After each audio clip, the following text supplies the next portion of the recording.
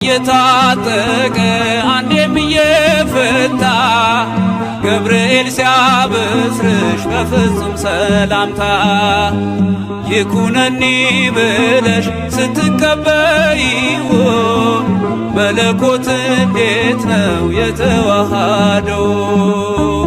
ይህን ባሰብ ቁጥር ልቤ ይመሰጣል።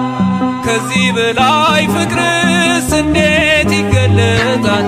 ሰባቱ መንጦላዕት ወዴት ተጋረዶ? ሰባቱ መብራቶች ወዴት ተሰናዶ? ታናሽ ሙሽራ ነሽ የ15 ዓመት ባንቺ ላይ